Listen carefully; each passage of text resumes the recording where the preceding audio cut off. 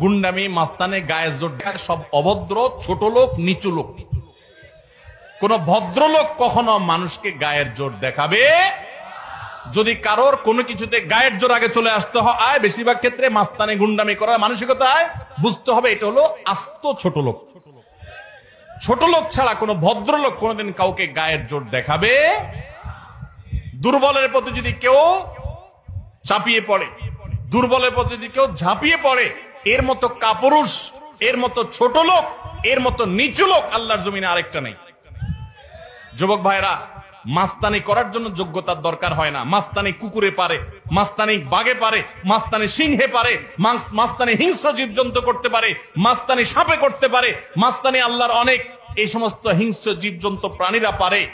বিনয় এটা মানুষ পারে, এটা সবাই পারে না। বিনয়ী হবেন না অহংকারী হবেন?